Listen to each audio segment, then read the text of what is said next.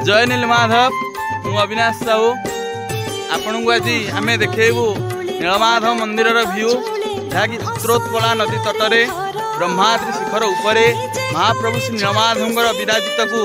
आम आज आपन को देखु। तेणु आम सांगे आसी आज महाप्रभु श्री नीलमाधव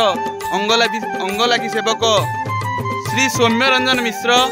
बा चंदन सुआर बोली जहाँ परिचिति नीलमाधव मंदिर अच्छी आपण मैंने भी बहुत भल भाव जानी महाप्रभु यही पहाड़ आम तोलुचु कंटेई कोली आसतु सहित कथबार्ता हेबा एवं महाप्रभु श्री नीलमाधव विषय किसी अधिक तत्व जानिबा आसतु। जय नीलमाधव भाईना नीलमाधव आज्ञा हम माधव समस्त मंगल करूँ भक्त मान यात्रा भक्त मान मंगल करूँ मनोवांछा पूर्ण करूँ महाप्रभु। अदो निषाद नगरे घोर गहने विश्वावसु प्रभु चित्तम गिरी कंदलस्तम इंद्रासूप माधव वाक्य ब्रह्माद्रि शिखर मानसम शरणम प्रद्यते। महाप्रभु जो चित्रोत्पला नलित ब्रह्माद्रि शिखर उपर विराजित सेठू आमर कंटिलोरे गोटे पर्वत उपर ठिया आम देखु परिवेशन करुचु आपण देखंतु सेही दुर्लभ दृश्य जो पहाड़ वीडियो को उत्तोलन करुचु एवं देखंतु नीलमाधव मंदिर ए होची चित्रोत्पला नदी बा जहाँ ओडिशार गंगा बोली परिचित अछि तिलोत्तमा बा जहाँ कुआ जाए महानदी बोली आम समस्त जानिचे से महानदी एठार विराजित करिसेंती महाप्रभु श्री नीलमाधव ब्रह्माद्रि शिखर रे जोठारे तांकर बाना फरफर उडुची आपण माने ध्यान देई देखंतु ए होची नीलमाधव मंदिर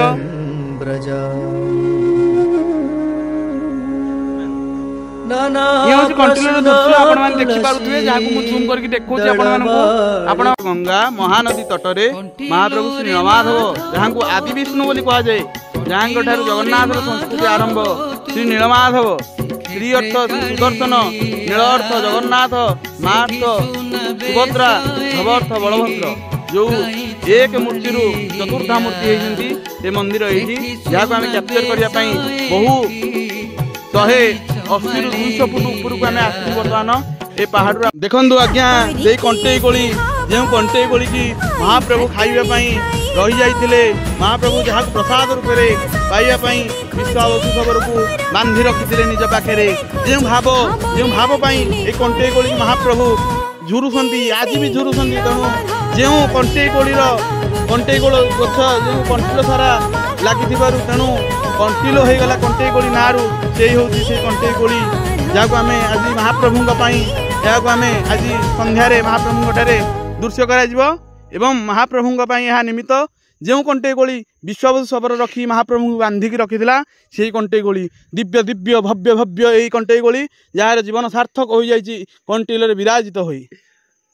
मैंने निश्चिंत आसतु कंटिलो माटी बुलंतु एवं यही दृश्य मनोरभा प्रकृतिर दृश्य को आप उपभोग करूँ से महानदी हो से प्रकृतिर सौंदर्य कलर जो महाप्रभु श्री नीलमाधव चतुर्था मूर्ति विग्रह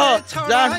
जात होती जो बसी महाप्रभु को दर्शन करूँ आप दर्शन कले आपण कृतार्थ हूँ माधव दर्शन कोटि जन्मर पुण्य ये आध्यात्मिक परिकल्पना रखी नीलमाधव आसतु एवं दर्शन कर जातु और महाप्रभुंर सानिध्य को लाभ करूँ ये कही आम विदाय नौ